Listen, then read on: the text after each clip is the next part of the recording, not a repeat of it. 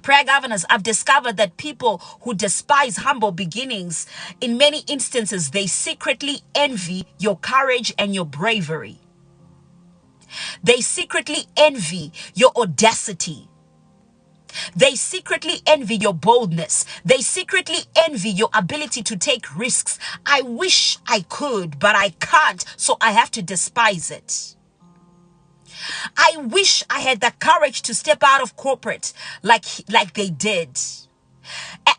And because they don't know how to express, that kind of feeling, it automatically turns into envy. It turns into jealousy because they don't know how to handle the greatness in front of them. Prayer governors, I've noticed that the kind of people that despise humble beginnings are people that see in you what they could never become. They see in you who they could have been if they had tried. I'm living in a season in my life where I recognize that many of us truly believe that we have the capacity to handle greatness. God bless you, Kulu fellow. Many of us truly, genuinely believe that we have the capacity to handle greatness. But wait until God raises into greatness someone close to you. Do you know what I've noticed? I've noticed that the first people to distance themselves from you are the people that were closest to you. Because they don't know how to handle this thing. They don't know how to handle what God is doing in your life.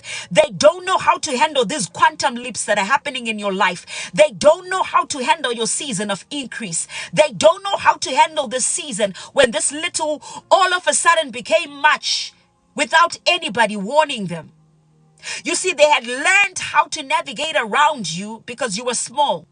They had learned how to handle you because you were always begging. They had learned how to handle you because you were still palatable to them. But what happens when overnight the tables turn? What happens when overnight my business becomes receives a multi-million dollar contract? What happens when overnight my net worth increases? I've seen that there are people who believe that they have the capacity to handle greatness, but wait until greatness happens close to home. I'm not talking about the greatness that you can see on television. I'm not talking about the greatness that you see in music videos. I'm not talking about the next door. I'm talking about the greatness that happens in your home. A lot of people believe that they have the muscle to handle greatness, but you will begin to recognize that the people you least expected are the people that begin to distance themselves from you.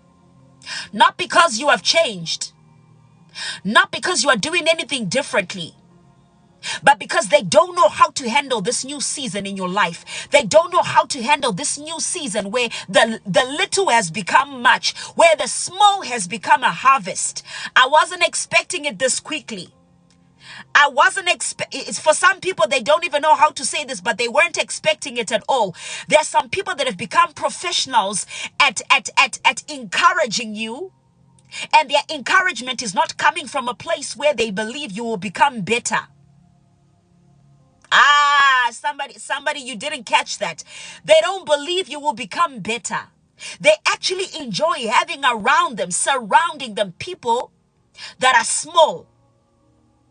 People that are doing small things. When they're encouraging you, it's for themselves, to make themselves feel good, to make themselves feel like they're doing a charity work, to make themselves feel like they're good people, that they're surrounded by people that they're encouraging. Some of them right now, in secret, they call you their mentee. And they call themselves mentor. They have created a title in community where they have given themselves titles from your disadvantage. So what begins to happen when God all of a sudden, when God in the space of a night changes the fortunes of your life, He makes your little become small. They don't know how to handle you. they don't know how to handle you, and many people will begin to distance themselves from you because they don't even have the vocabulary or the language to speak to the new you. They don't have the vocabulary, the language to speak to the new you. They were proficient, they were professionals in speaking to the old you, but now all of a sudden they don't know how to speak to greatness. What do you do when the little becomes small? Yeah. What do people around you do when the little becomes small? We think we have the capacity to handle greatness until it happens so close to home.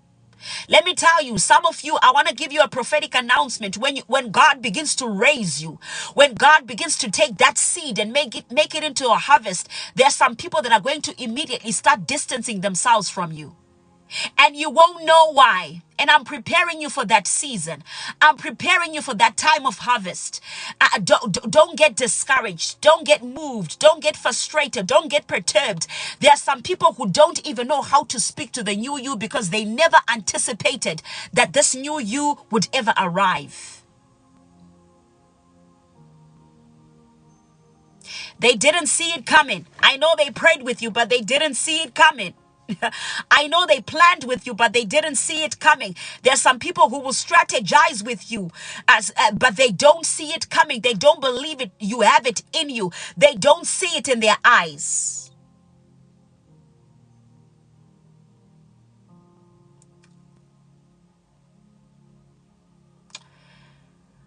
I've recognized, prayer governors, that the kind of people that despise humble beginnings are people who sometimes secretly envy your courage and your bravery. And there are people who see in you what they could have become if they had just tried something and stuck with it.